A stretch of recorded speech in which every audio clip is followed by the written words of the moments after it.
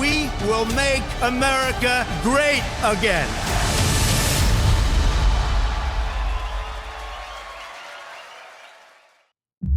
"4 years ago, we took a wrong turn and lost our purpose. We lost the strength that makes Americans who we are. If we dared to speak the truth, it was called hate speech. And our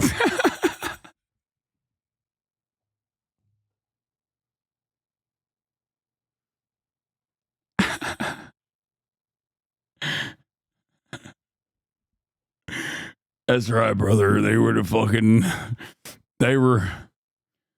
to put me in jail because I said Deborah's titties look nice.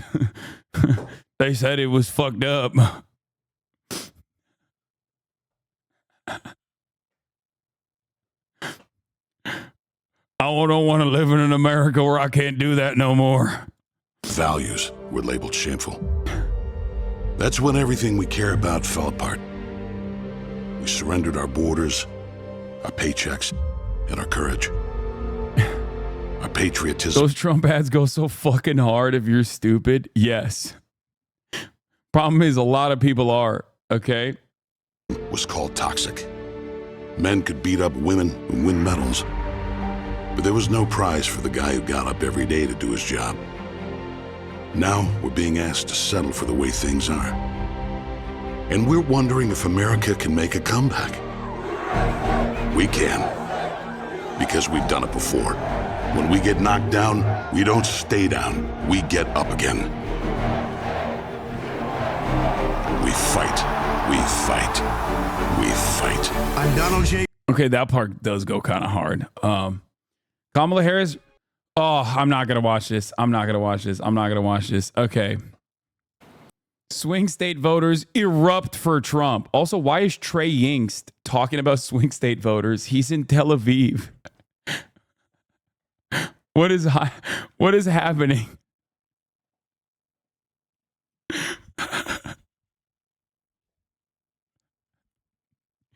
Fox News foreign policy correspondent Trey Yingst joining us live from Tel Aviv to talk about the real swing state voters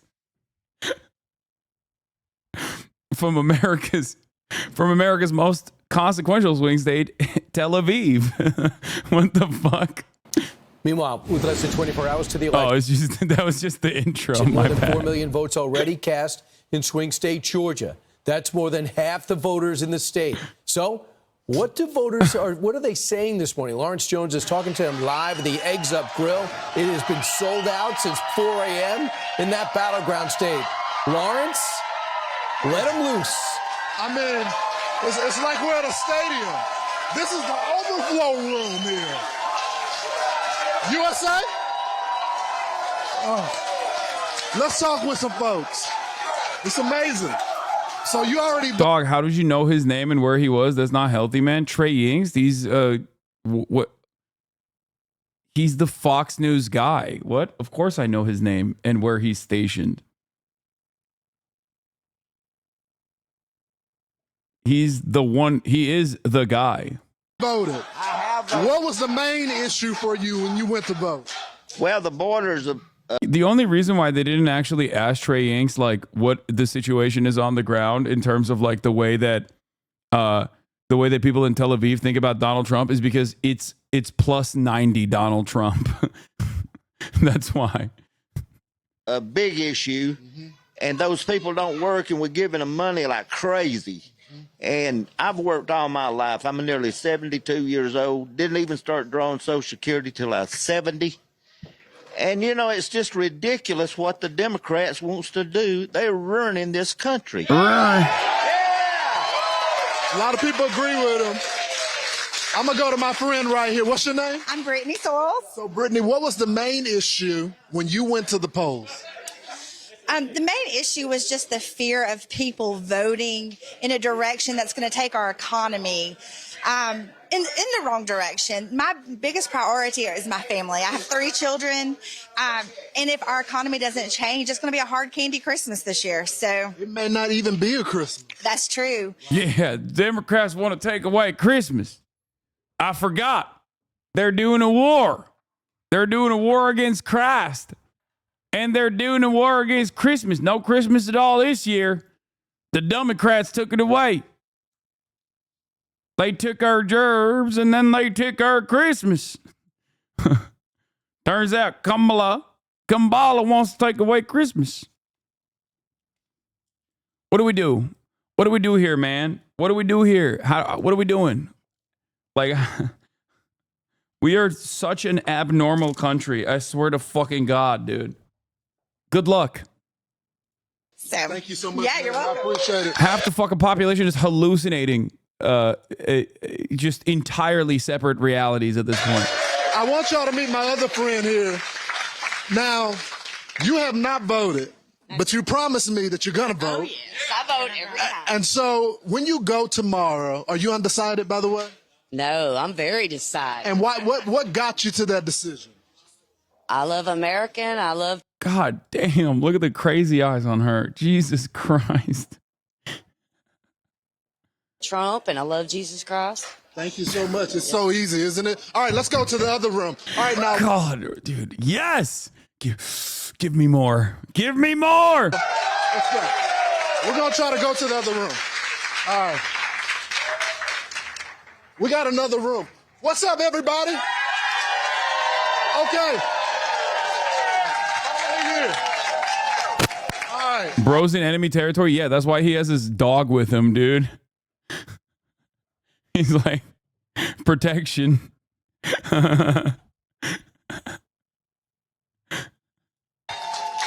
I want you to meet my friend here. You were telling me that you're passionate. What type of work do you do?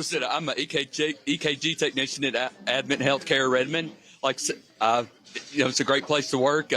With the economy that's going on, people can't afford to come to the hospital, pay for their bill, pay for their surgeries and everything. So it's tough out there. So you were telling me earlier, it's not just the grocery store prices, but when people need health care, they can't even afford that. Yeah, I know. They're having to choose between one or the other. So the question is, who are you going to vote for now? Trump.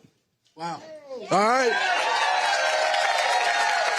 As you guys can see, in Rome, Georgia, we got a fired up crowd, and we got more of it after a quick break on Fox and Friends. So Brian, let's go talk with some women, because maybe they can give us That abrupt cut was really funny. I'm sorry. some insight to what's happening right here. I pointed you out earlier because I just knew you had some stuff to tell me. So they're saying this race is real tight here in Georgia. Who would have thought in Georgia it'd be tight here again? And they're saying the key demographic is women. You said once these guys go to barbershops to talk to black people and diners to talk to white people, and I haven't seen you be wrong yet. Oh, yeah, no, that's the method. What are women telling you? How do you feel about this election? Oh, I feel like it's going to go towards Trump because the women are for Trump. You know, we're middle-class women.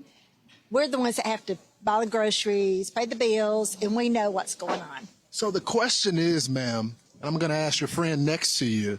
So you got the grocery prices, and then you got the abortion issue. And they're targeting a lot of that abortion issue to women right now. What matters more, that issue or the grocery prices?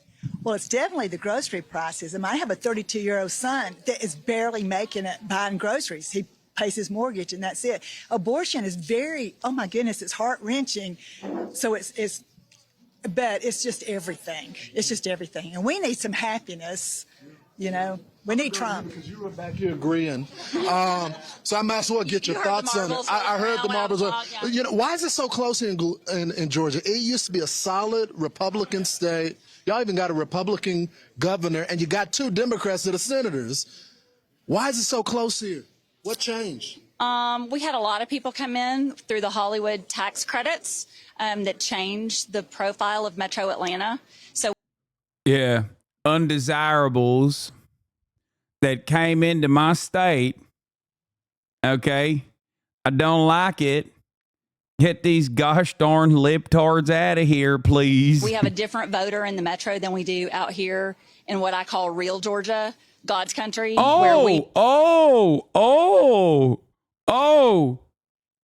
Real Georgia, God's country.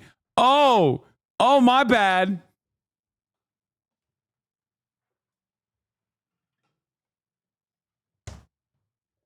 I didn't realize she was going to go that hard. Holy fuck.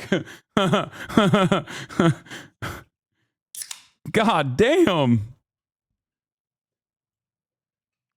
We have lived here for a really long time, and we know what our values are, and we have turned out strongly over the last 3 weeks to vote for those values. We don't want to be a border county. Every county in Georgia is a border county when the buses roll in with illegal aliens. So the big question to the crowd as we get a live look of everybody, does Georgia go back to red or does it remain blue? Red! Okay, this is what the people are saying, guys. I'll send it back to y'all. All right, we're back here in Georgia. It's a fired up crowd today. So everyone always says that the next generation, we're in trouble. I think it's different for these Gen Z voters. So tell me, as Gen Z voters, what is the top? These motherfuckers are Gen Z? Bro's got a newsboy hat. What are you talking about, Gen Z? Ain't no way. Brother, I'm a 33-year-old man. I would call that person sir. Okay? I would call that person sir if I bumped into him. I'd be like, sorry, sir.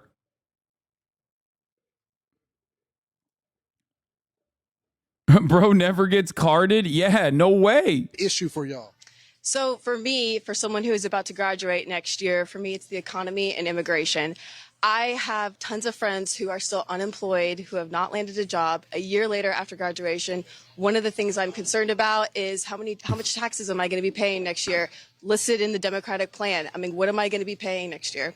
What about you, sir? The same thing, economy and immigration. Immigration's a record high right now. Our economy is totally in the garbage. It's just everyone's living paycheck to paycheck, no matter how much you make, and it's just crazy. It's absurd. Do you worry about buying your first house? Oh, I'm really afraid that I'll never be able to buy a house if the economy keeps going the way it is. Something has to change, right? All right, let's talk with some more folks back here. How y'all doing back here? What's your name, man? Great, Carolyn Stallworth. So, Carolyn, tell me, what's your number one issue? Well, I have three: the economy, immigration, and health. I am so glad that President Trump has added that to his key policies. Absolutely. Being the age that I am, and I was fortunate to be healthy until I was 75. So I know personally what the young folk are going to be going through as they age, and with food, synthetic foods, etc., being a major cause of our illnesses, I am just ecstatic that President. Yes. Thank you so much. Let's talk to your husband, right? Is this your husband? Yes. I assumed I got it right, huh? You got it right. So tell me, everybody's talking about black males and the record support for Donald Trump. Can you tell me why there is this explosion within our community? Well, that would be a very difficult question for me to answer because... What explosion? I feel like when I tune into media and like liberals are talking about how like Trump is killing it with black men, and then Fox News is also saying Trump is killing it with black men, I'm like, where is this happening? Like, there is no explosion. It went from like 2 guys to 4. Like, it's not. It just doesn't. It's not real. You know what I mean?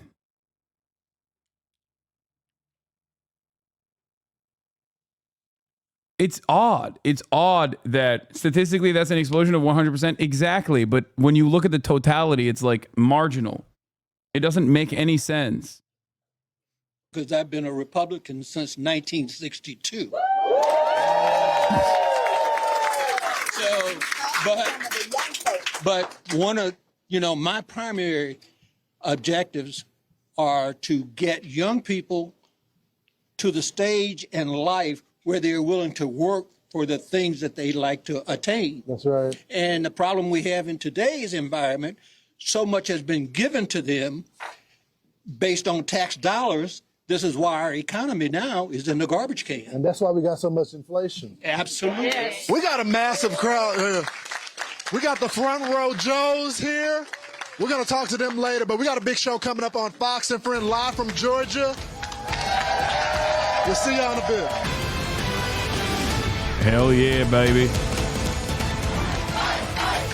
That's crazy, bro. Stuck with the Republican Party after the Civil Rights Act and the Southern Strategy. I mean, that's a real one, dude. What do you mean? Here we go. Let's go, Georgia. That's a real one, brother. We got a big crowd here today. Are y'all ready? Put some respect on it. He's OG.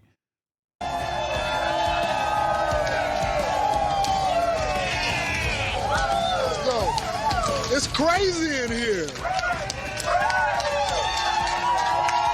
This is a powerful state because Georgia, it was 12,000 votes that separated Joe Biden from Donald Trump, and they say they're going to turn this state back red. Is that right? So let's get to why. So we were talking earlier. You know exactly how the economy is affecting people day to day because you see it in your job, right? That is correct. Tell us about that. Okay, so I'm in the auto industry. Here I've been 10 years consecutive at one dealership. A majority of our vehicles are trucks. Trucks, with the hindsight of the increase of doubling the gas, has hindered people from buying trucks because of the fuel price of going near $3 a gallon from what it used to be. My man said, I'm in the auto industry. He sells cars. It's like, brother, you are not in the auto industry, okay? The fuck?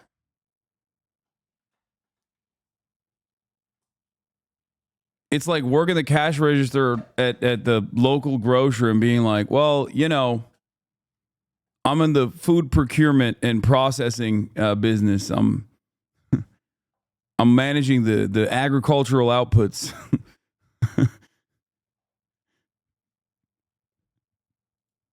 $1.30, $1.40 a gallon while Trump was in office.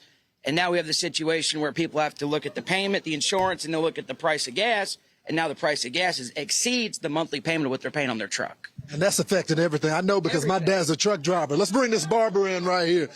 I'm in the fashion industry. I work at Kohl's. Yeah, I work in ag sector. That's right. I manage financial transactions for $1 billion company. Yep.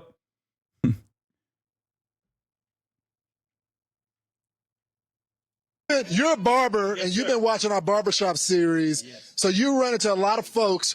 When you talk to them, when they're in your seat, what do they say is the number one issue facing the country? Number one issue. You know, I thought it's real weird because, like, my barber clientele does not look like the barbershops you've been to.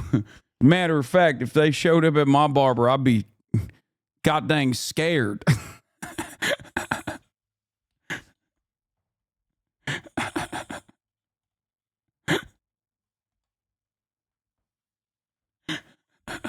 Price of energy, and people forget all the things that's happened in the past 4 years. Who would have ever thought that $5 a gallon gas to go 3 hours to find baby formula? That happened in this 4-year period. We cannot have that again.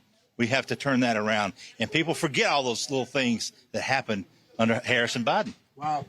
Turning the page. All right, let's talk with these folks. All right, man. Tell me, what's your name? My name's Lauren. Lauren, so tell me, what's the number one issue facing this country right now? I think border security. I have 3 young children, and I want them to grow up in a safe place, in the economy. Why would someone in Georgia care about the border? Because they are all coming in, and they are being distributed to all the states. Yeah. Yeah, a question I ask myself all the time. Because I've been told that they're crazy and they're coming over here. Wait. Oh, no. Oh, no. I'm watching the door. He's going to the wrong house. No.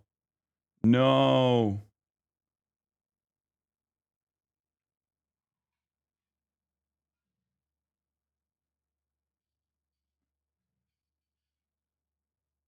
Shit.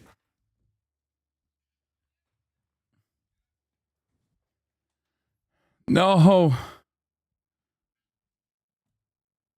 God damn it. I'm so hungry. Chase him down? I'm not going to. Hold on. I might have to. So they're in our own backyard. We know what happened in Athens, and it makes me very sad. Yep, and we still that family still hasn't gotten a call from the President of the United States. No, and no parent ever recovers. It's unbelievable. Georgia, it's great to be here. Didn't you already eat? No. I'll What? send it back to you guys on the couch as I make my way to my seat. I'm Steve Ducey. I'm Brian Kilmeade. And I'm Ainsley Earhart. And While the new shock results Iowa poll from pollster Ann Selzer has been blowing up everybody's news feeds, and for good reason, it is just one poll, and we should put it in the context of what's going on more broadly in the polling. It's time to As we're get getting libbed into up, the chat. final polling before Election Day, including the big new poll from NBC News today. The top line of that one is that it's a tie, 49 for Harris, 49 for Trump. Even as the NBC poll shows a national deadlock, there's a couple of internal numbers that the pro-Harris side in particular is latching onto. For one, black voters in the NBC poll support Harris by a margin of 87% to 9%. In context, that's a 3-point larger margin with black voters than Biden won in 2020. Even though so much recent conversation about this campaign has centered on Harris supposedly having a slipping standing with black voters, in the NBC poll, she's doing better with black voters than Biden did. The NBC poll also shows a huge gender gap, which we're seeing in every poll, 34 points altogether. Women supporting Harris by 16, men supporting Trump by 18. Perhaps that is not surprising. On issues, Kamala Harris having a 20-point lead over Trump on the issue of abortion in the NBC poll. But there's a lot more here, and this is just part of the polling landscape as we do get our final look before actual vote starts to come in from actual voters on Tuesday. Let's bring in our friend Steve Kornacki, who was made for this and who is standing by at the big board with so much energy and stamina to spare. Steve, we're looking at you at the top of the mountain right now, my friend. Well, here we go, Rachel. And look, when it comes to the polling right now, I think the safest thing to say is there are some extremely mixed signals that are coming in. You just talked about Iowa, obviously, a state Donald Trump won by nearly 10 points the last two elections. Now, at least in that Des Moines Register poll, having Harris slightly ahead. That comes as this national poll shows Donald Trump, frankly, better position nationally than he finished in 2020 or 2016, and frankly, than he polled in either one of those elections, too. Our poll has it tied. Other national polls have it very much in this range of a tied race, maybe Harris by 1 or 2, maybe Trump by 1 or 2. That's a little different, and it leaves open lots of questions about what's going on in the battleground states, and perhaps outside of the battleground states. We'll get to that in a minute. But looking inside our NBC poll here, there's the question of enthusiasm, which always gets to the variable of turnout here. These are folks from our poll who rate themselves with the highest level of interest in this election. It is at 77% in our poll. You can see that is down a little bit from 2020. We had historic high turnout in 2020, 160 million voters. This number, too, when you look inside, the lowest levels of high interest are coming from non-white voters, Latino voters and black voters. Two ways to view that. Obviously, you're talking about traditionally core Democratic constituencies. That could take away from Democratic overall margins with those groups. It could also be trouble for Donald Trump, though, because polling has shown previously him expanding support with non-white voters. If he's starting to lose those potential voters to lack of interest, that could be trouble for his campaign. Then you take a look here at the issue. Yeah, low turnout benefits the Democratic Party, which is kind of crazy to think about now, but low enthusiasm and low turnout at this stage is beneficial for the Democratic Party.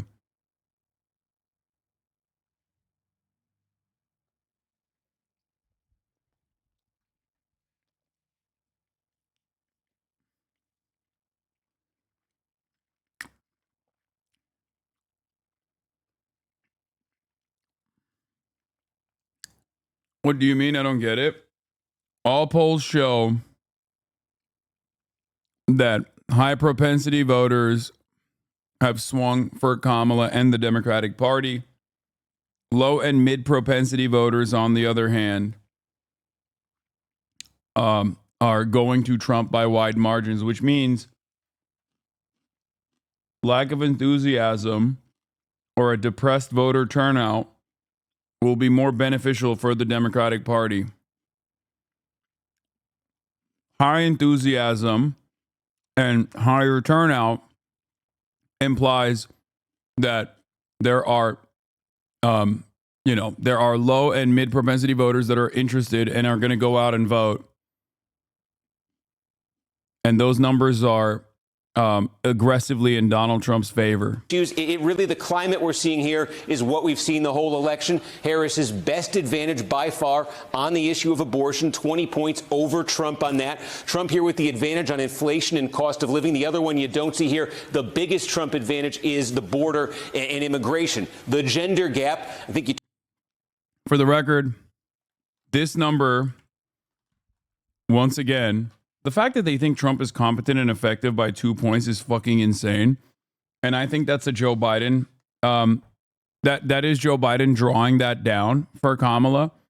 But the fact that inflation and cost of living, Trump only has plus 12 advantage is insane. And it is entirely due to Trump's, ironic to say this now, but incompetence. It is so glaringly obvious how fucking exceptionally bad Trump's campaign has been that, like, he only has a plus 12 on inflation and cost of living. That's crazy. The biggest Trump advantage is the border and immigration. The gender gap, I think you talked about this one, but I mean, just to put this in context, Trump leading by 18 points with men, Harris leading by 16 with women, if that's what you get, something like that. That's a gender gap of 34 points. The previous high in history was 24 points. So this would absolutely shatter any historical record when it comes to the gender gap. Then there's this interesting issue of you've got an incumbent administration that Harris is a part of. Joe Biden's final approval rating in our poll is going to clock in at 41%. And obviously that low approval rating is one of the reasons there were Democrats who were anxious to get Biden out of this race earlier this year. Harris, part of that administration. How much is that weighting her down here? And then Trump himself, the approval rating for a former president seeking to become a future president. In our final poll here, when we ask people retrospectively, thinking back, do you now approve or disapprove of the job Donald Trump did as president? He's up to 48%. This is not good for the Democrats.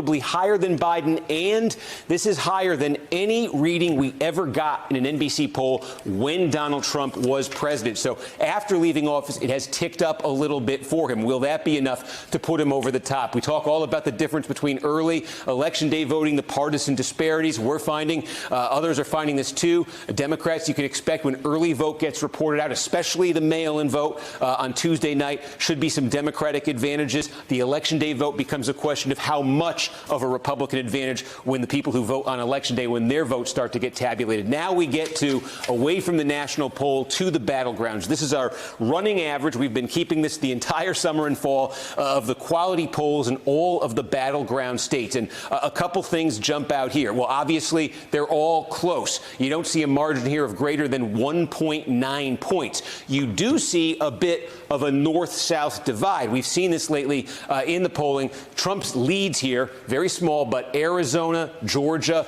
North Carolina, basically Sun Belt states. Harris's best performances in here, Wisconsin, 1.4, 1.8 in Michigan. These are the northern tier states. 0.3 of a point in Pennsylvania. So a bit of a north-south divide. And if that holds, if that cements, that is ultimately good news for Harris, because Michigan plus Pennsylvania plus Wisconsin, if there are no surprises outside of the battleground, would for Harris equal 270 electoral votes. If the action really is limited to the battleground, Donald Trump has to win one of those three northern tier battleground states where our averages continue to show Harris with slight leads in those states. But then that gets to the question, if there are no surprises outside of the core 7 battleground states that we have talked to. Yeah, New Hampshire, right?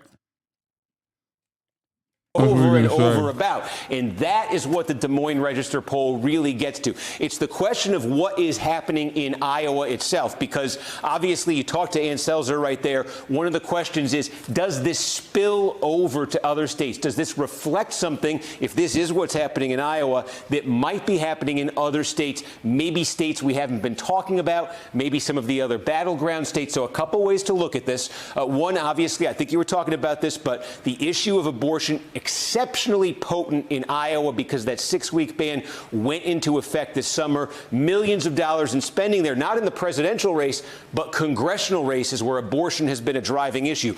Is this more of a state-specific effect that's limited more to Iowa, if this is what is happening in Iowa? One thing that keep in mind, I think, we'll go over here. This is going to start lighting up on Tuesday with our results. Iowa on Tuesday, I just want to show you the history here going back. Remember, this is an Obama-Trump state. It's one of the most dramatic swings from Obama to Trump. So you have voters here who not long ago were comfortable voting Democratic, blue-collar white voters, huge blue-collar white population here that swung very hard to Trump. There are more Obama-Trump counties in Iowa than any other state in the country. I raise that because what state is number 2? That would be Iowa's political cousin right across the Mississippi River, Wisconsin. This has the second most Obama-Trump counties in the country. And demographically, these are extremely similar states. Large white populations, a lot of blue-collar, rural white populations. Even when you get into the Mississippi area, you can go back and find German descent is very common among people. Very common demographic features and politically similar movement here. We have not, for the most part, seen in Wisconsin the kind of polling shift we just saw in that new Iowa poll today. So that's one thing to keep in mind. If it potentially could be a state-specific thing, but if it's not, if it's spilling over, this is a place where you would expect to see it on Tuesday night because of those demographic similarities. And then, as I say, there's that question of, look, so much of the polling attention, the budgets for polling have been directed to the 7 battleground states. Is there actually something going on in Iowa? Was there something going on this whole time that was undetected? And could that be happening elsewhere? The early test you want to pay attention to on Tuesday night, 7 o'clock Eastern. A lot of the polls are going to close in New Hampshire. And this was a state, again, not in the battleground. Biden won by 7. The Trump folks think this thing is a lot closer than most people are talking about. They sent J.D. Vance there today. And remember, in 2016, Clinton won New Hampshire over. Big mistake. If you want to lock up a state, sending J.D. Vance there, probably not the best method. I'm just saying. Over Trump. Of all the Clinton won states, none was closer than New Hampshire. The margin was just 3,000 votes between those candidates. So this is an early test, I think, for me on Tuesday night. Have we potentially misunderstood the non-battleground states? If we're seeing some kind of surprise in New Hampshire, I think that'll be obviously a huge development. Obviously interesting, too, in terms of Trump's decision to spend some last-minute campaign time in Virginia, raising the question as to whether or not they think that's on the map as well. Steve Kornacki, just the beginning of what is going to be a beautiful relationship over these next many hours. Steve, thank you. We'll get back to you later on.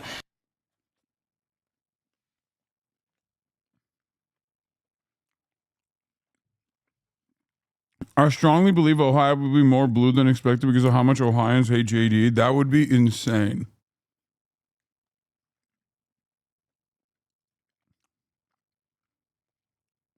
Steve, we just had the Secretary of State from Arizona. Dartmouth poll shows Harris 60. What?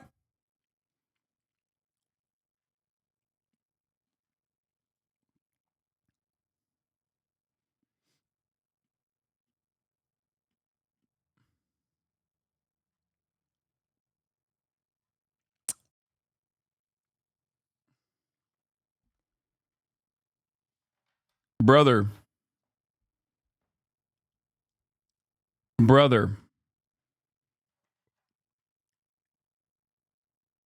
The J.D. Vance effect. Don't say it's New Hampshire. What are you talking about? It's New Hampshire? What the fuck are you talking about? It's New Hampshire. So, New Hampshire is 21 extra points more libbed up for Kamala Harris? Like, that's insane.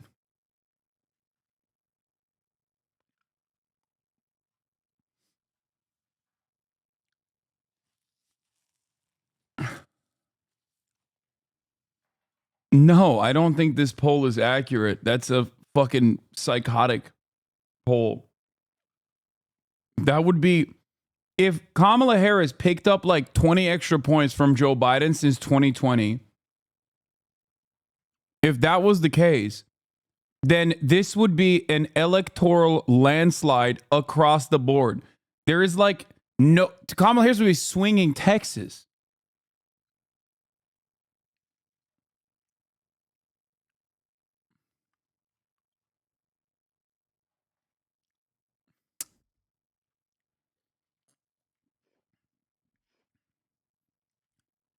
That's insane.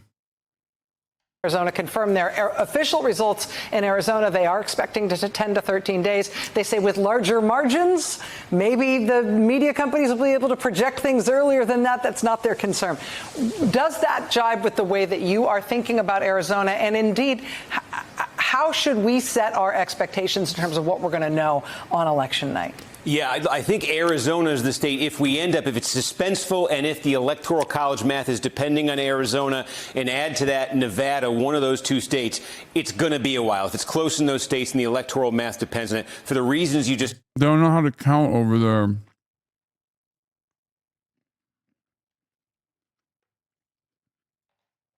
They literally don't know how to do math, bro.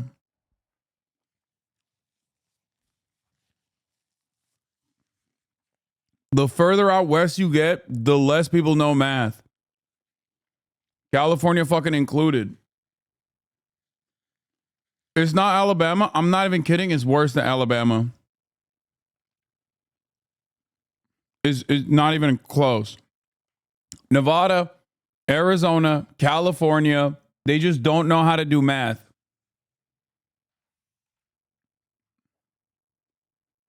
They don't know how to count.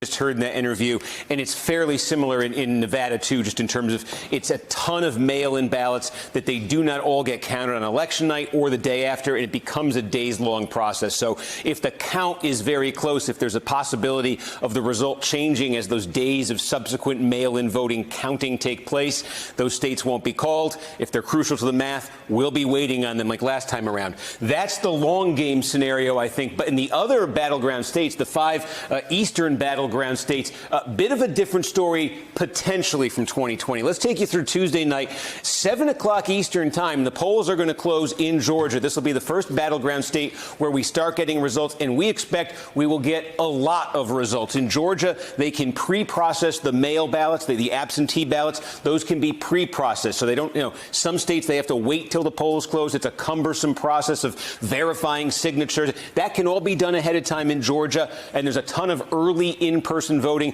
which is relatively easy to tabulate, too. There's also going to be folks who wait till Election Day to vote. Expect that to come in throughout the night, too. But the bottom line is you should have the vast majority of the vote counted in Georgia sometime late that night into the very, very early hours of Wednesday morning. Remember, Georgia's one of those states in 2020 it took so long because they had a flood of mail-in ballots. Mail-in voting is down 75% in Georgia, just mechanically going to be much easier, probably, to tabulate those results in North Carolina, in Georgia. To go to North Carolina, that's our second battleground poll closing, 7:30 Eastern. Very similar here. Expect of the mail voting that takes place, and again, that's down to the mail-in voting and the absentee to come fast and furious not long after those polls close at 7:30. The same-day vote will then follow that, and you expect, as we showed you earlier if you were watching, we expect the same-day vote in North Carolina and a lot of other places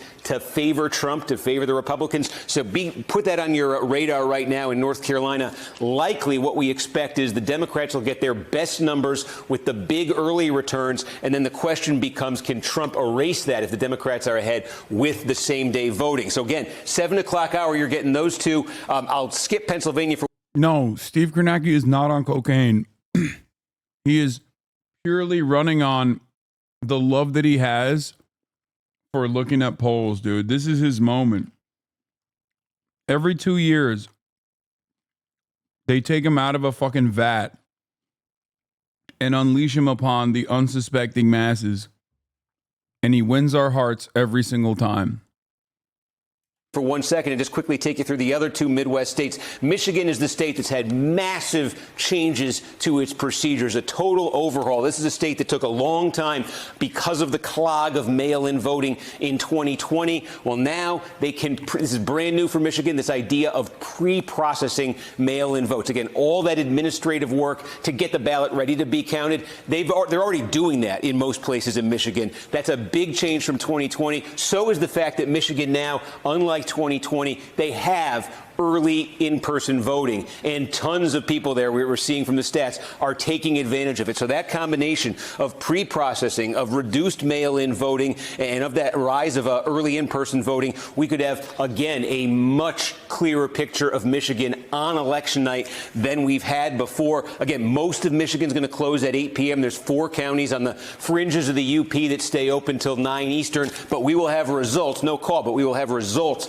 in that 8 o'clock hour, a lot of them. Wisconsin, this could be very dramatic in the early hours of Wednesday, the wee hours of Wednesday. This is how it's played out a couple elections now recently. Just to explain it again, in Wisconsin, they've got something that resembles early in-person voting, but it's not technically called that. We don't have to get into that. But basically, folks who are voting early in person or who are voting absentee, there are some cities in Wisconsin where they take those votes and they count them at the end of the night in one location, and then all of those votes get released. And where that happens most dramatically, we will be talking about this as these results come in Tuesday, is the city of Milwaukee.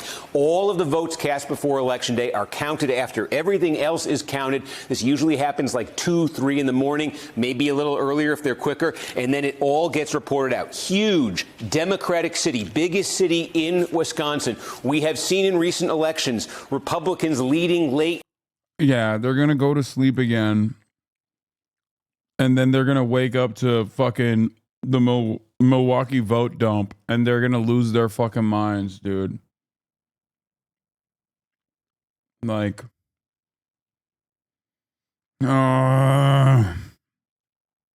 That's where all the black people live in the state of Wisconsin. That's where all the blacks live. Milwaukee. We know they've lied. They did it again. And having that absentee early vote released from Milwaukee, putting the Democrats ahead. That happened with Joe Biden. It was the moment in 2020 when I realized Biden had shifted to the advantageous position over Trump. It was when Trump had about a 20,000 vote lead in Wisconsin, about 4 in the morning. That Milwaukee batch came in. Biden went ahead. Realized then Biden was probably going to win Milwaukee. Pay attention for that. If it's close everywhere else in Wisconsin, we are going to be waiting on that, and that's going to be a very significant moment in this election. And I'll just land here. I left Pennsylvania because Pennsylvania is the biggest wild card when it comes to the timing of this. Remember, in 2020, it was Pennsylvania that ultimately resulted in the election being called about 11:30 in the morning Saturday. What was that because of? Pennsylvania, for the first time, COVID emergency 2020, did vote by mail, and they were flooded with vote by mail, in part because Pennsylvania does not have that early in-person voting. So you're either voting by mail or you're voting on election day. There's a little bit of a shift in that this year, but again, that's the broad contour of it. The key, though, again, Pennsylvania did not change its laws. Part of the problem in 2020, all those mail-in votes, they had to wait till the election day to start going through them administratively. It just took forever. Didn't change the law, but again, with mail-in voting coming way down this year, that's just going to be a lot less to process for these counties. They've got more experience. They've had a few elections since 2020 doing it. And also there are procedures in place in some of these big counties now to continue counting round. We're such a stupid country, bro. Like, the fact that we don't have some kind of federal guideline or standard on this process is so dumb. It's like what the fuck are we doing, man? Like, why? Why does there have to be 50 different ways of doing this shit?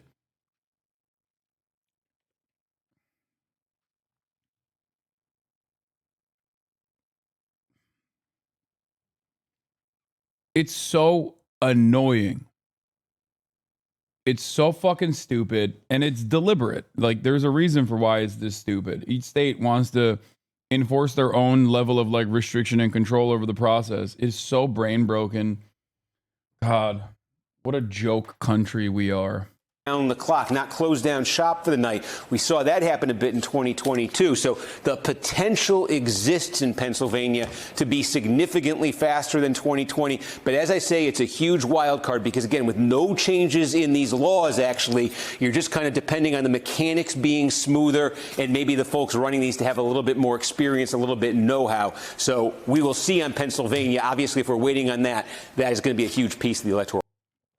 Literally the most important state in this election. Like, the entire race hinges on Pennsylvania.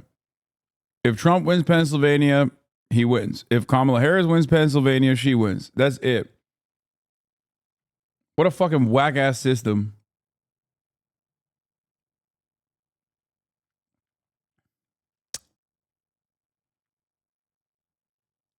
Puzzle. One slightly impolitic follow-up for you on this, Steve. When you talk about the mechanics and the different procedures that have been put in place, particularly ones that have changed since 2020, are there any of these real crucial jurisdictions that have really important races that we're going to be watching really carefully where you feel like they made some real inexplicable decisions in terms of new procedures or ways they're going to handle the vote that you're just watching for as a potential bottleneck? Are there places where the technocratic way they're approaching the count is something that's keeping you up at night? Yeah, there's a couple things that were giving some concern to some election officials that are being held up by courts right now that I think could have been wild cards in this. There's a procedure in North Carolina, basically, about the early in-person voting that might have that delay. I mean, I'm talking like 15, 30 minutes there. I should say there is a change that I think is good in Pennsylvania. I say there are no big changes, but there's one in terms of just public knowing what's going on in Pennsylvania at midnight. On election night, even if there's all these uncounted mail-in votes, they have to now tell you, these counties do, how many total mail-in votes they have. So we will know at midnight, if this is all goes to plan, we will know what the universe is beyond that of mail-in votes to be counted. That was a bit of a mystery as that whole process played out in 2020. So from a transparency standpoint, if that is what we end up seeing, we'll have a little bit of clarity even if we don't have the votes in Pennsylvania. Fascinating. Georgia Fulton County installs panic button in each precinct. Vote counting center like this one, Wolf. All right, Sarah Murray in Georgia for us. We'll be in close touch with you. Clearly, thank you very, very much. Thanks. And to our viewers, thanks very much for watching. I'm Wolf Blitzer in the Situation Room. I'll be back tomorrow for special Election Day coverage starting at noon Eastern with my colleague, Aaron Burnett. Until then, once again, thanks very much. Aaron Burnett Out Front starts right now.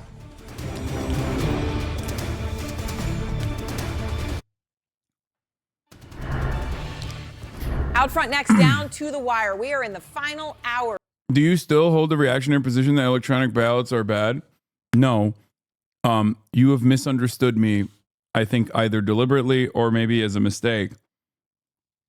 I maintain the position that paper ballots are and will be the safest way to vote regardless.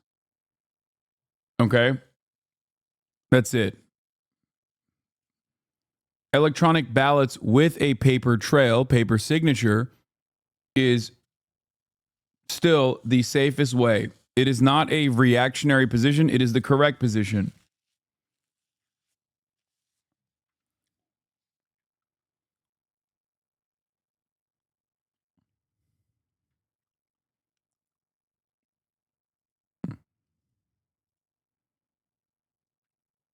Anyway. That's very helpful, Steve. Thank you very, very much. Yeah. This is normally where I'd be doing what to watch, but ahead of Election Day, what we're all watching is how women No paper trail is idiotic. Okay. will affect this election and what this big gender gap we've been talking about. I mean, most people disagree with you on this issue. Like I didn't come up with this conclusion on my own. Like this is what professionals say is the safest possible method.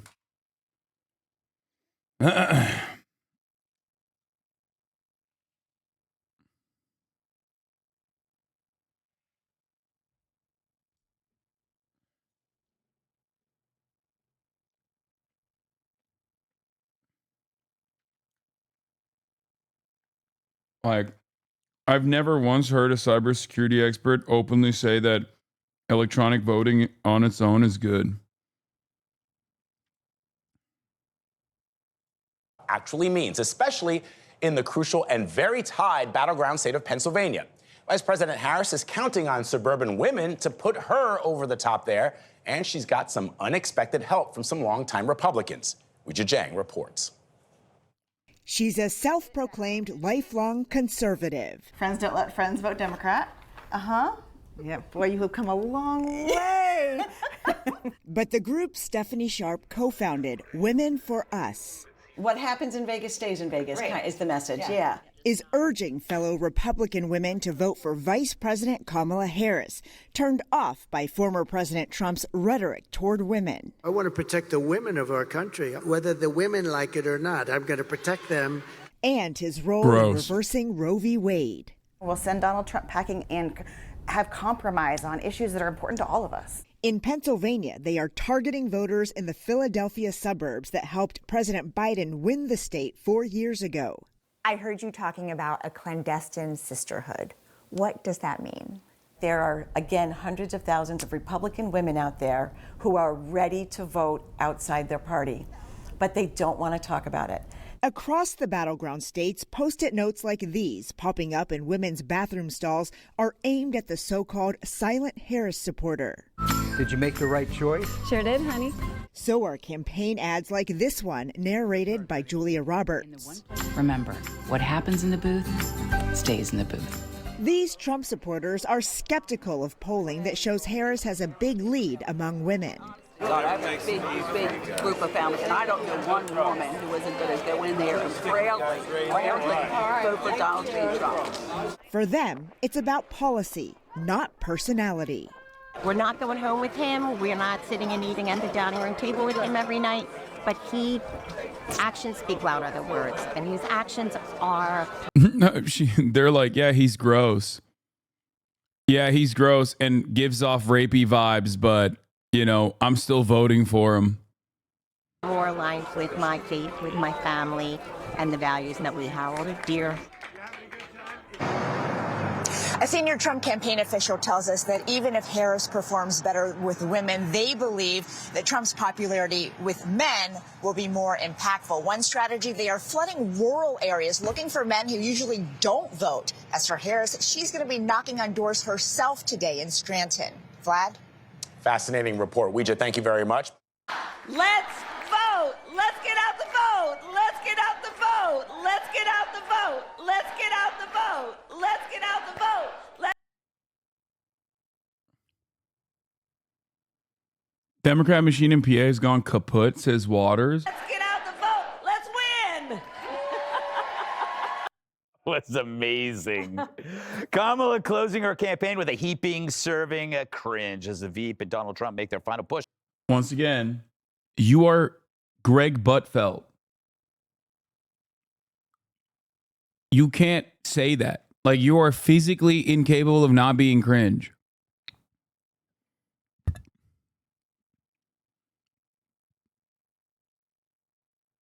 This makes no dang sense.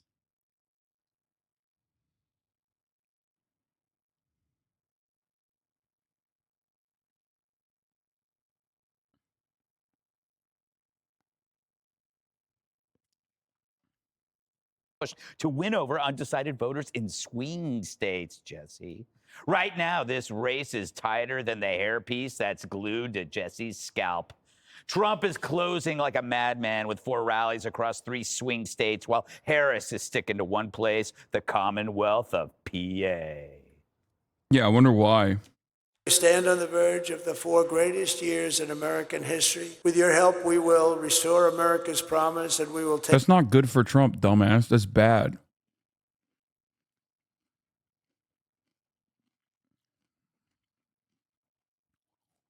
Yeah, he's hemorrhaging support everywhere and trying to make up for it. Like, why the fuck's he going to North Carolina one day out from the election? Is North Carolina supposed to be a state where he's even remotely scared of losing? How can you fucking present that as like a good thing? Like looking at this map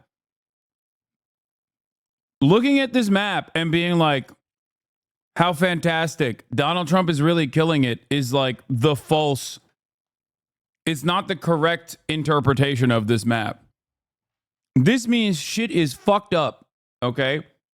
If you're going to North Carolina 2 days out from the vote or a day out from the election, that means you're scared. That means you're scared of fucking losing North Carolina. Shouts out to the Black Adolf Hitler, Mark Robinson, by the way. Don't think, and I've said this already, I don't think that it'll have like consequences on the rest of the ballot because people just don't give a shit about their governors in this, or people give more of a shit about their governors. They have a more personal bond with their governors. This map makes me think that Harris is all in on the 270 path only. I think it's smart for Kamala Harris to try to pump Pennsylvania as much as she possibly can. Because she's cooked without it. So it does make sense that she's doing that. If anything, Trump should also be battling in Pennsylvania.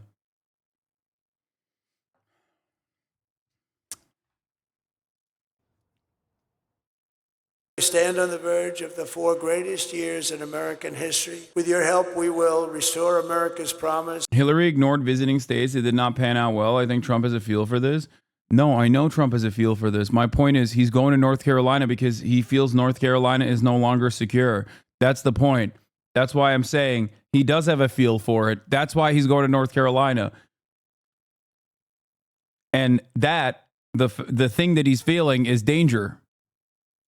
And we will take back the nation that we all love so much. It's about the win, and it is about more. It is about more. It is about just strengthening our country and reminding each other we are all in this together. We rise and fall together. I've been waiting 4 years for this. We're just one day away from what will be the most important political event in the history of our country. It is time for a new generation of leadership in America. And I am ready to offer that leadership as the next president of the United States of America. But that's just a warm-up to Kamala's star-studded finale. And I was thinking about this, like, one other message that Kamala Harris could have utilized.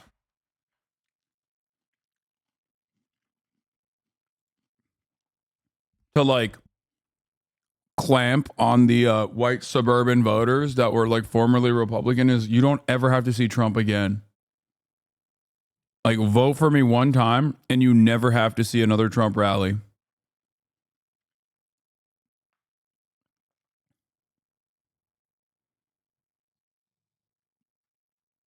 It's actually an incredibly convincing strategy, in my opinion.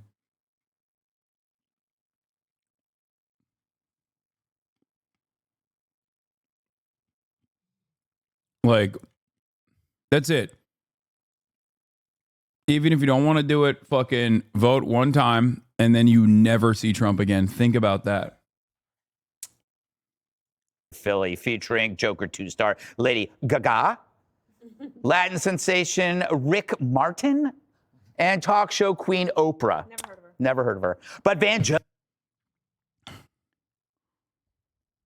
Dude, you are so lame, dude. You would love to have these celebrities on board. Like, I don't give a fuck about celebrities, okay? I do not give a fuck about whichever celebrity is like in the tank for Kamala Harris versus whoever the fuck. But make no mistake, Republicans literally hype up Ted Nugent and fucking Kid Diddler Rock because those are the only people that are stupid enough to be like, I love Donald Trump. Like, it's a waste. Okay, LeBron is different. He's the GOAT. Obviously, he's the fucking GOAT. And, you know, what he says goes. Okay, calm down. That's why I wrote in LeBron James. Jones is worried the Celeb Bonanza finale could backfire. I don't think people understand. Working people sometimes have to choose. Am I going to go to the big, cool concert this week and pay for babysitting for that? Or am I going to try to figure out a way to get to the polls? I don't like these big star-studded events. In fact, probably helped us lose last time. I don't want people going to concerts. I want people knocking on doors. I want people out there fighting for this thing. I'm just nervous. All right, Dana, I have to come to you first because you seem to understand the core.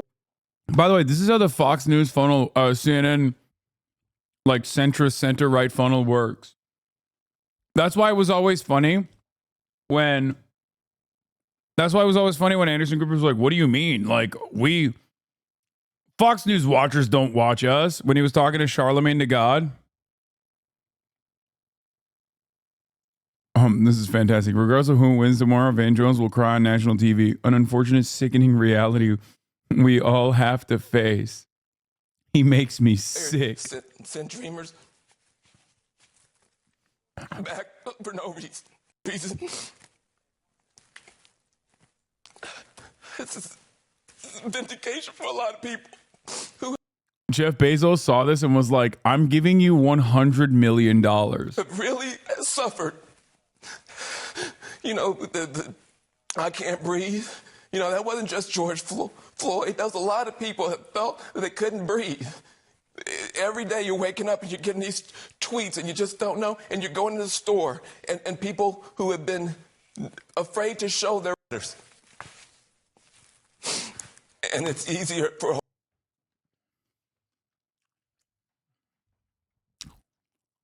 Former Maoist third worldist Van Jones.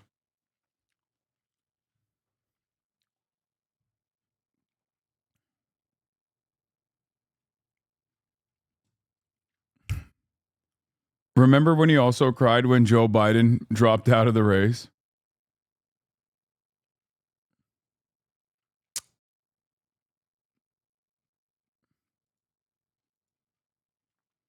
So a privileged ass man who wasted his votes because it ultimately doesn't affect him. Cool. Wait, what?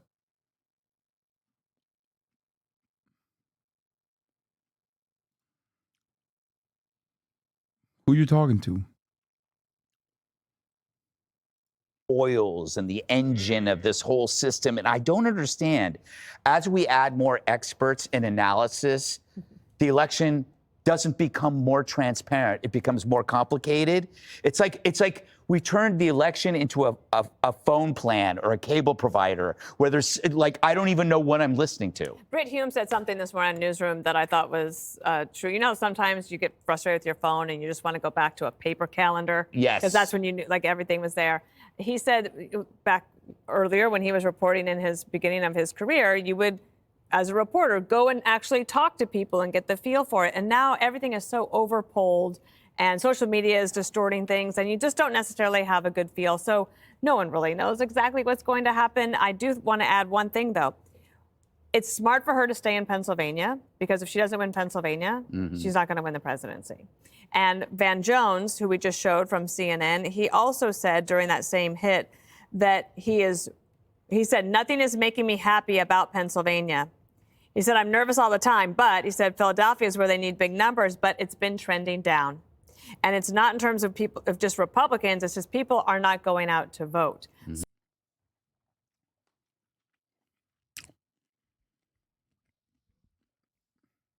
We'll see.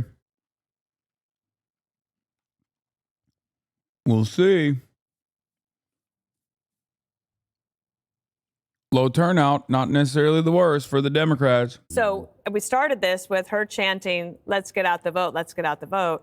I don't know if the chanting is going to do it. I don't know if Cardi B is going to do it or Lady Gaga or Oprah even could do it. Because if people don't feel motivated to go out and vote in Pennsylvania, that's going to be really tough for her. If only she had put Shapiro on the ticket, but she had to. Keep the Jew off the ticket, Jessica. My favorite game. Yes. Isn't it an interesting microcosm of America? Lady Gaga endorsing Kamala. There's nothing I hate more than these fucking monstrous pieces of shit who have regularly and routinely platformed anti-Semites who got countless hours of anti-Semitic messaging that, like, rich Jews are doing great replacement. George Soros is bringing an unrestricted amount of black and brown people who are barbaric to destroy Western civilization. Like, this is like normal Fox News commentary. And then those guys turn around and they're like, yeah, it's because they are Jew haters. That's why they didn't want Josh Shapiro on the ticket. Like, that's...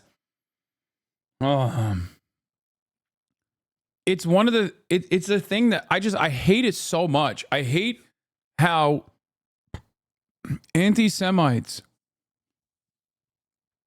get away with so much anti-Semitic shit and then can turn around and be like, yeah, you know who's actually anti-Semitic? It's the fucking liberals, the Democrats. Like, obviously, Kamala Harris is super pro-Israel.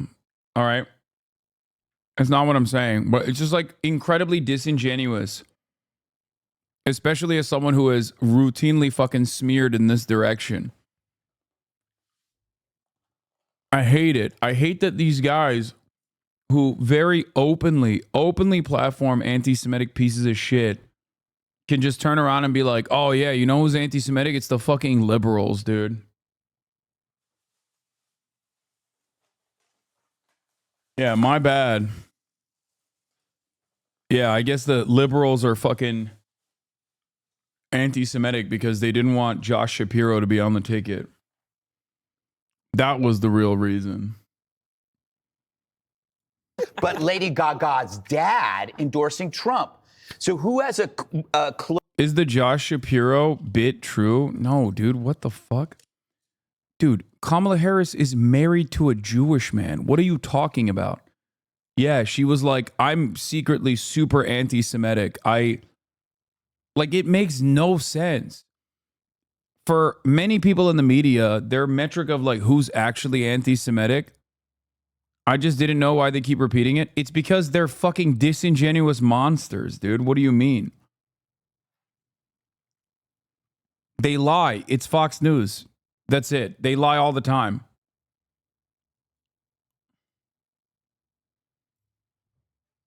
They're so mad that their VP Oppo research went from he conspired to hide a 50 stab murder to he's a hot fuck boy who fucked. I know.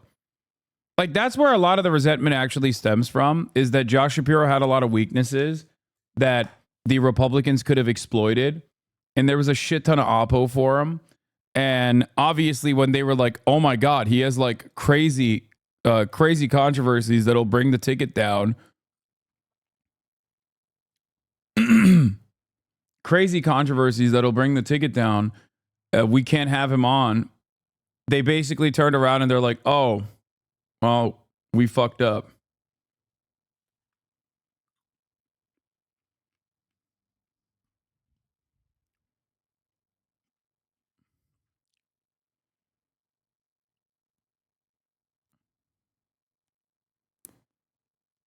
closer grip on reality of everyday Americans, the one who feels the effects of a bad economy or crime or immigration, the restaurant owner in a crime-plagued city, or the pop star, his daughter. Shouldn't she listen to her dad instead of her friends? I think she's listening to herself. She was born That's this always a way, mistake. and she has always lived this way. And I don't think we need to pit families against each other. He has had success, and she has obviously had wild success and is an incredible talent. And there's no reason to minimize her for this. There is reason to consider if there will be someone who sees this as the final night is just about stars and it's not about Kamala Harris making her pitch. She will, I'm sure, give her same stump speech that she has been giving, which has been wildly effective. Now, in every survey, the late breakers are going for Kamala by double-digit margins. And Trump used to be leading in that category of people who were deciding closer to the end from 4 to 6 weeks out. But the last 2 weeks, it's been about her. But, you know, Van Jones says, I want people knocking on doors. They're having to send home canvassers because they have so many. And on Saturday, this was incredible. The Harris campaign was knocking on 2,000 doors a minute across Pennsylvania. 2,000 a minute, you A say? minute, A minute. I say. My goodness. Yeah, and you just don't hear those kinds of stories from the Trump campaign. Now, that's not to say that Maybe they 'cause they're don't lies. exist. They're not lies. I mean, my mom is right now in Scranton knocking on doors. Really? Oh. What? You got something against my mom now? What? Oh, you said it Of course like, not. wow. No, we all said wow. Wow. Oh, okay. Anyway, the closing. Judge Janine is like, we have to assassinate Jessica Tarlov and her mom.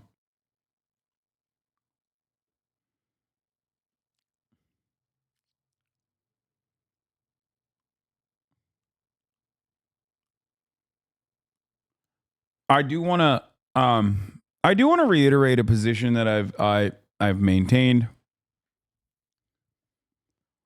which is that a lot of liberals, I think, are betting on a massive fucking Kamala Harris wipeout, including but not limited to friends of mine. People who I respect. And I don't necessarily see it. I don't necessarily see that. No, not Austin. Austin is definitely way more conservative on this stuff than a lot of other people. I don't see a blowout. Maybe I'm wrong, but I don't see like a massive fucking blowout. I see a relatively close race that Kamala Harris is marginally favored on.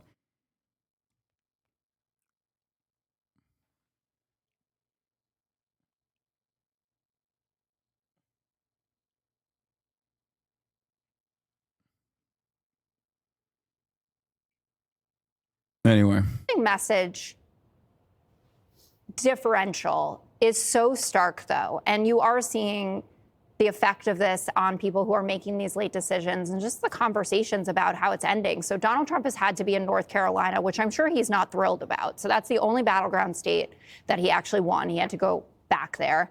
And this rally that he gave yesterday morning, the first one, in the morning in Pennsylvania, where he did everything from saying, you know, he shouldn't have left in 2020 to that weird comment about, you know, shooting the media, that they'd have to shoot through the fake news. And I don't mind that so much. So his spokesperson had to come out and clarify that.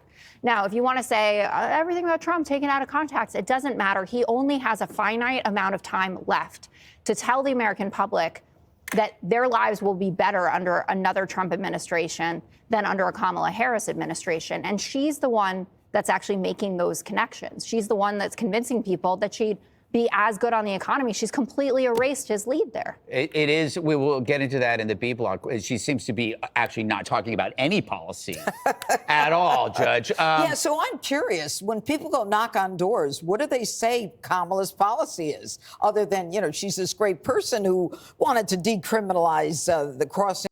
What is Donald Trump's policy? Concentration camps for migrants and full tariffs. What other policy has Donald Trump ever communicated? He says, drill, baby, drill. That's it. Like, what are you fucking talking about? Don't forget the wall. He doesn't even talk about the wall anymore. It's because the Democrats literally are the ones that are doing the wall now. Donald Trump might as well be the anti-wall guy at this point. I mean, technically, he is the anti-wall guy. Democrats were like, we want to build the wall. And Trump was like, don't do it. Don't pass that legislation. So, like, I guess that's flipped over, too.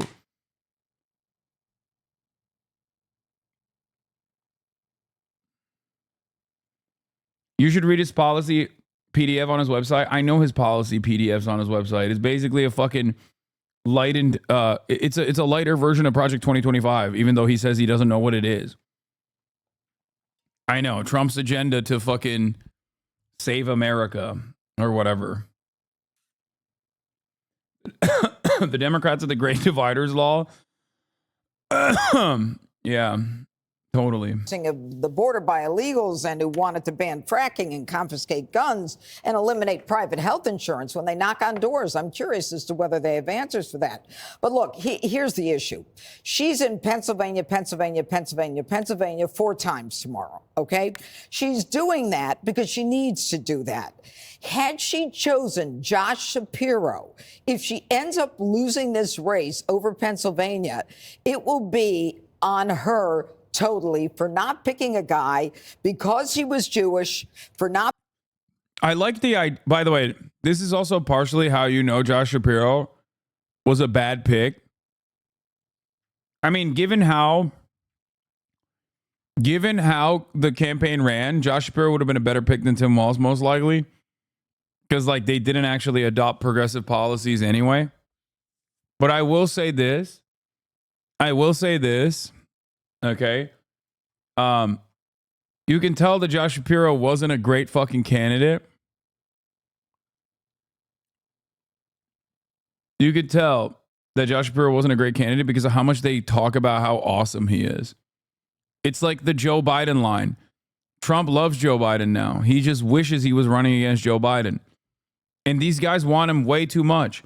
And it's actually partially because, like, Josh Shapiro is pretty conservative in comparison to Tim Walz especially.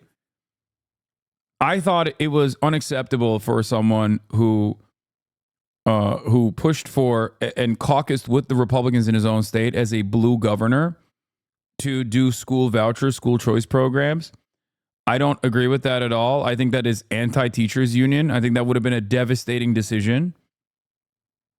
And that was like one of the major reasons. Because, like, the way I see it, everyone's pro-Israel. I don't give a fuck that he's Jewish. I don't give a fuck that he wrote an article when he was, like, in college or whatever, or about how, like, Arabs have a primitive mind that only knows violence or whatever. Dude, basically every fucking governor and every Democratic Party politician thinks that way, if not has a worse perspective on it. Okay? Like, I don't think that plays a role in his analysis of Israel. Okay? I'm talking about Josh Shapiro. Like, I'm being radically honest with this assessment. I think that it was some of the other stuff that was more problematic, including but not limited to the case that he pushed aside for his friend or his friend's son, where his friend's son literally fucking killed his girlfriend. His friend's son killed his girlfriend. And what did they fucking do? I mean, they covered it as a suicide case. It's like crazy. It's unacceptable.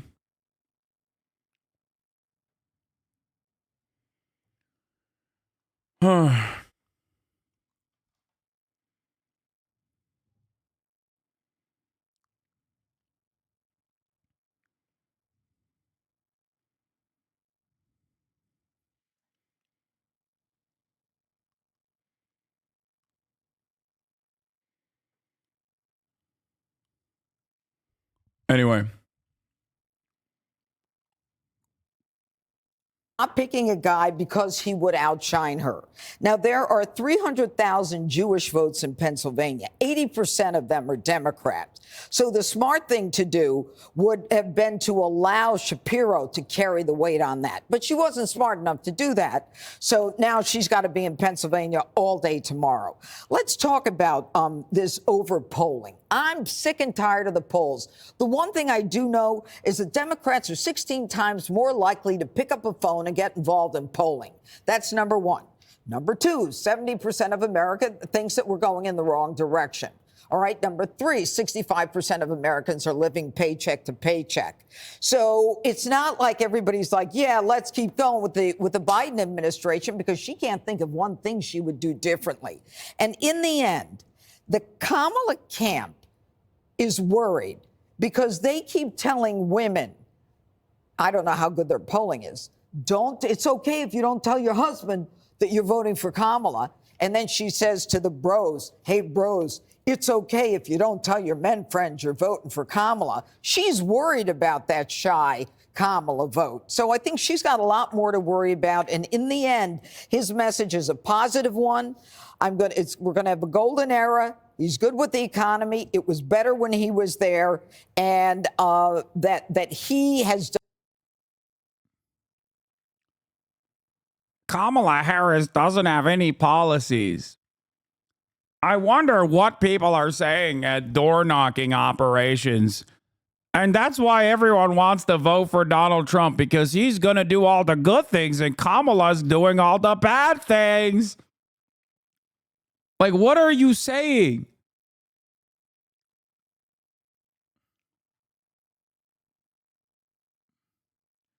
Doctrine shy Kamala vote effect on Fox News? Yes. Remember who fucking came up with that, okay? When those articles are written about in the New York Times, remember. Done it before, and she can't even articulate it. Jesse, I saved the Jesse for last. Yeah. Can you respond to I Jessica's would love to. optimism about Kamala? And also, what do you make of the polls, the shy voter phenomenon, and my new shirt? I'm not a fan of the shirt. Okay. It's a little too urban for me. But it looks good on you, Greg. Thank you. You can tell you did chess this morning. Jessica keeps talking about all this door knocking. Well, it's not working because the Democrat machine in Pennsylvania has gone kaput. The early vote is way down for Democrats. Female votes down. I think they should just only have Jesse Waters talk about Kamala Harris until every single woman that watches Fox News goes out and votes for Kamala Harris because they just can't stand the vibes that he's putting out. Like,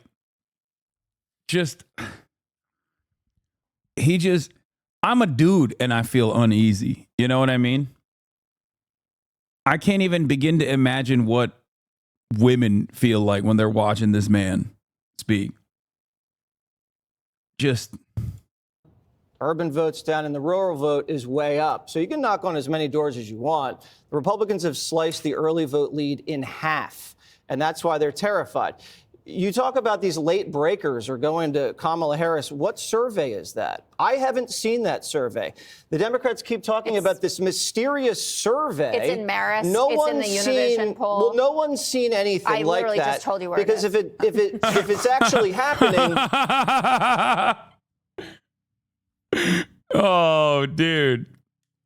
No one's seen it, Jessica, as in I am refusing to read. I don't know how to read. What's Marist? What's the New York Times? I'll bite. What is that? Is that a newspaper? Is that a magazine? I'll bite. It would show up in the early vote. And across the board in every single battleground, the Republicans are either winning the early vote or they've actually just destroyed the Democrats' cannibalizing your traditional. election day vote, potentially. You think it's cannibalized, but if you look at the data, it's low propensity voters that they're turning out. And Republicans always show up on election day. So what the Democrats, Greg, are deciding to do or relying on, they are now relying on this avalanche of enthusiasm on election day that has never happened before for Democrats. Democrats never produce huge avalanches of voter turnout on election day. They have to have that with Black Americans, Hispanic Americans. If there's that type of enthusiasm, why isn't it showing up in the early vote? It's a great question, because there's no enthusiasm. I have a theory here about Shapiro. Yes. Obama's wingman was in charge of the VP processing. You know, Obama loves Shapiro. They went with Walz instead. It's almost like they burned Walz on an L because they wanted to save Shapiro for 4 years. Interesting theory. Is it? Not really. I was just being nice. That's sweet of you. Yeah. It's Shapiro It is didn't really want interesting. the job. interesting. you I'm know. just crushed over Ricky